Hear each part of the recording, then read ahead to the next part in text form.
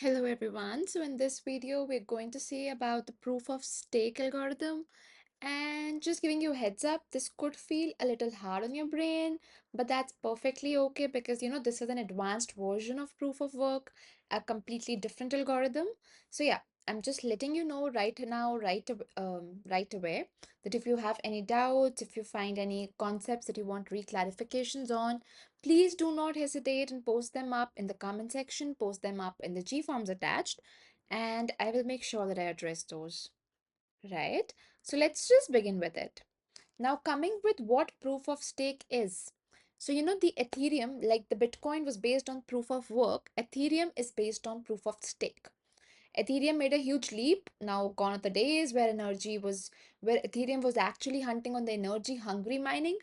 Today, it runs on something called proof of stake or PoS. But what does it mean for you and me, right?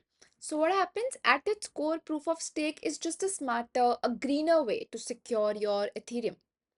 Instead of, miners solving complex puzzles, expending a lot of energy, and then creating blocks and all, Ethereum lets the validators, essentially the Ethereum holders, do all this heavy lifting up. And unlike proof of work, it's also energy efficient, it's economically secure. So let's just talk about how it works.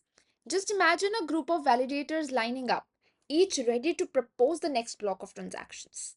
And now one gets randomly picked per slot, the lucky validator. This validator gathers a bundle of transactions from their paired execution client, wraps it in the consensus data, and broadcasts it to the network. Just that in proof of stake, you have to run three softwares that go by your validator, your execution client, and also your consensus client, right? So the validator gathers a bundle of transactions from their paired execution client, wraps it in the consensus data because the consensus client is asking for it, and broadcasts it to the network. When other validators confirm it, it becomes the part of the Ethereum's chain because everybody has to validate, everybody has to be on the same page, right?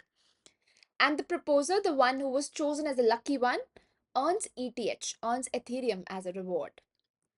Sometimes multiple blocks might appear at the same time. And in those cases, what happens is Ethereum's fork choice algorithm picks the block with the strongest support. That is, the team who has the most people voting for it, cheering for it, wins. Right? Then coming to your security part. Now, why is your proof of stake secure? Because attacking the chain would require destroying a massive amount of ETH, right? Something no rational, actor would like to risk. And at the same time, honest behavior is rewarded. It's a system that is built upon the notion play fair, you earn your ETH. You cheat, you lose your ETH. So Ethereum's proof of stake isn't just about making blockchains faster, isn't just about making blockchains greener. It's actually about, creating a network where honesty is paid while dishonesty is, dealt with in the most brutal manner. Energy use drops, and with this, your Ethereum moves boldly into the future. Then we know proof of stake, I've already talked about, is the backbone, is the underlying criteria behind your Ethereums, right? And unlike proof of work, where miners prove their commitment by spending huge amounts of energy, proof of stake lets the validators put their capital, that is their ETH, at stake. Now, what happens? This staked ETH, it acts like a security deposit. If a validator has put up a security deposit, it's like you take up a flat, you add in or you give some security deposit to the landlord, right? And if at the end of the at the end of your term, the landlord says that okay, the flat is well maintained, you get all your money back. While if you have been, if you have not been careful enough to maintain the flat, they cut a percent out, and that is what happens right here. So what happens? The staked ATH, it acts like a security deposit. If a validator behaves dishonestly or is lazy, the stake can be slashed or partially destroyed. You can your security deposit against the flat can actually be totally nullified to zero, or you can just or it would be or it would be some cut that would be made to it. That's it. So your validators, they're responsible for ensuring that new blocks on the network are valid. Occasionally, they're randomly chosen to create, to propagate new blocks into the network that earns them rewards for their honest participation. In short, your proof of stake replaces your energy with economic incentives, making Ethereum both secure, making Ethereum both efficient. I hope it's not just going all over your minds. You're able to grasp something. If not, please make sure you're letting me know in the comment section, letting me know through G forms attached that you want some reclarifications or some things were just boggled over. Just let me know everything. So yeah, with this proof of stake, brings several key improvements over the now deprecated proof of work system. First of all, it's far more energy efficient. No need for having massive computational power burning electricity, no need of having that extravagant hardware, right?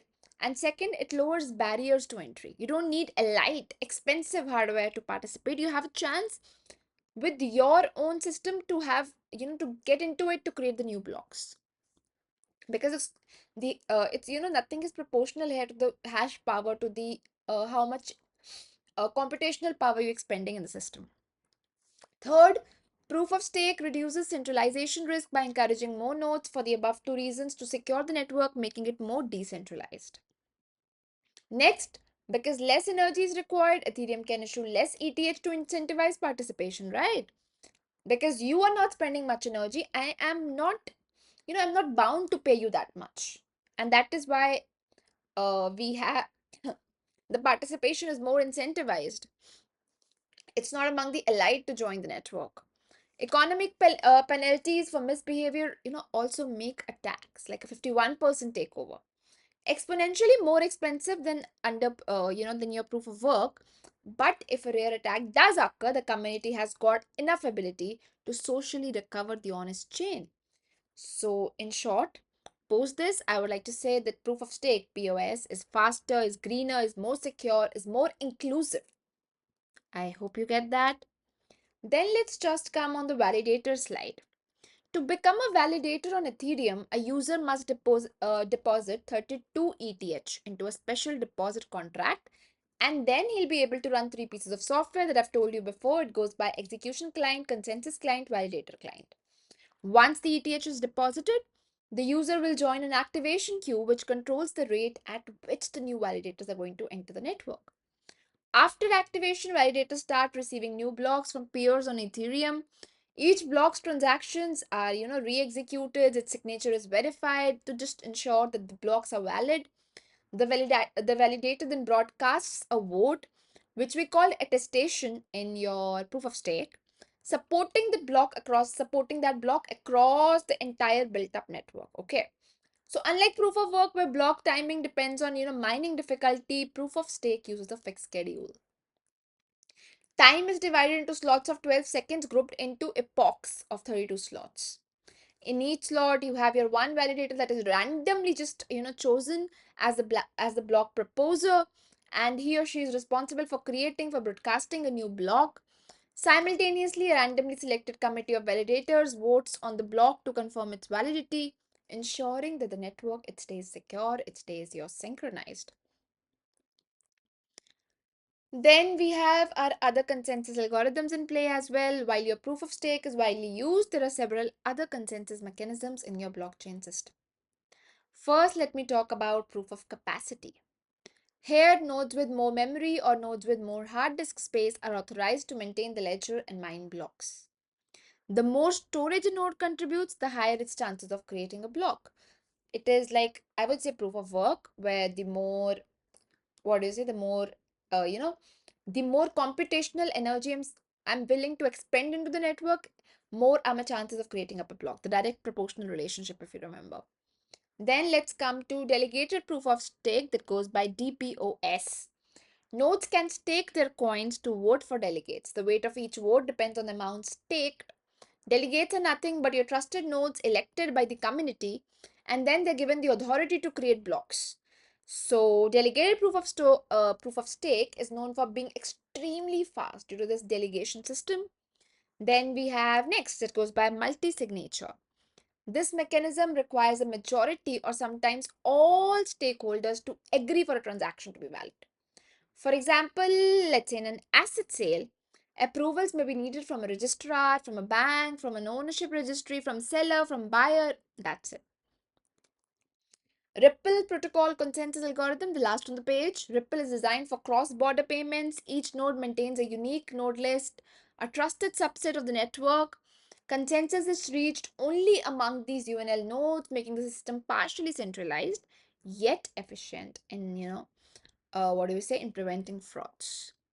Right, so when money is transferred from USD to INR, SGD to USD, RPCA differs from other cryptocurrency consensus protocols because it acts as a central currency in cross-border money transfer. Here, each node in the distributed network maintains a unique node list. I've told you before, the consensus is expected to be obtained only from those nodes in the UNL list and not from all the lists. So it's partially centralized, I would say. And UNL is a subset of the network and is collectively trusted against frauds in the network. Thus, the network is, you can say it's centralized, you can say decentralized, whatever you want to say this network. So we have your four, right? In the abstract model, as you can see, four levels, or I would say four layers. Node, peer-to-peer protocol, transaction level, consensus protocol, where node is your physical computer. P2P protocol is a network. Transaction level is a transaction structure, whereas consensus protocol is a protocol by which all the nodes agree on one agreement or come to one decision. So abstract model, we've already studied. Abstract model is what we've studied in the previous slide, and that is it.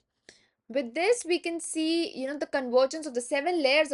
I taught you all these 7 layers, starting from application layer, your libraries, distributed ledger, your security, your data management, infrastructure, programming tools.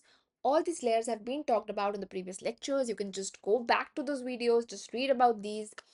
So, all these are just converged into 4-layer model, abstract model that has application layer, execution engine, data model, and consensus.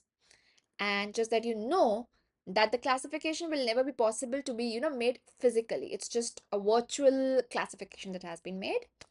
With this, we are good with your proof of stake. If you have any questions, any doubts, any reclarifications, any clarifications you want, post them up in the comment section, or you can just let me know through the G forms attached.